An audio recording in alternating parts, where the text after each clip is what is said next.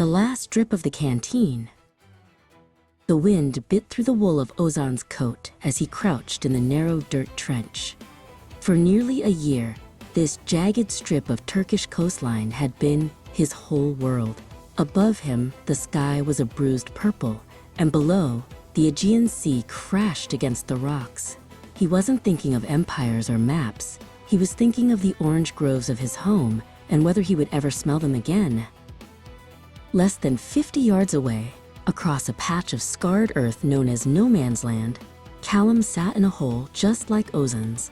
He was a long way from the green hills of his youth. His fingers were numb as he tried to read a crumpled letter by the fading light.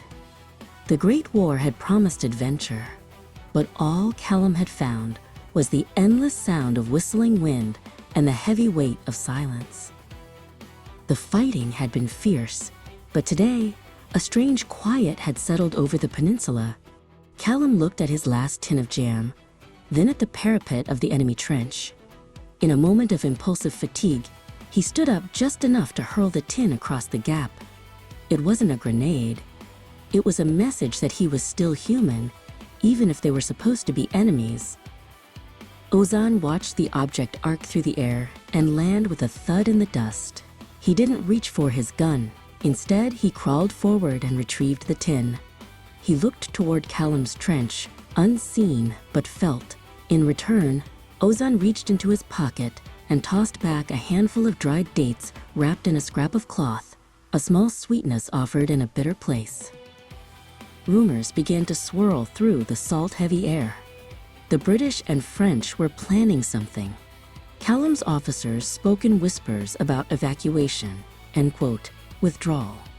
It felt like a defeat, but to Callum, it felt like a chance to survive. He began to pack his meager belongings, his heart hammering against his ribs like a trapped bird. To hide their retreat, Callum and his mates rigged a clever deception. He spent the night setting up drip rifles that would fire automatically as water dripped from one punctured tin into another tied to the trigger. "It has to sound like we're still here," Callum whispered to the darkness, his hands shaking as he adjusted the string. As the sun rose on the final day of the campaign, Ozan noticed the change. The constant cracks of the rifles were rhythmic, almost mechanical. There were no shouts, no clatter of cooking tins.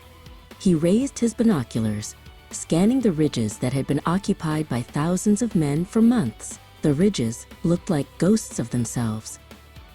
Ozan led a small group of scouts forward, his heart racing. He jumped into the enemy trench, expecting a bayonet, but found only shadows. On a wooden table, he found a note weighted down by an empty canteen. It was written in a language he couldn't read, but the drawing of a sun rising over a peaceful sea needed no translation. The battle for Gallipoli was over. The invaders were gone, disappearing into the morning mist on their great gray ships.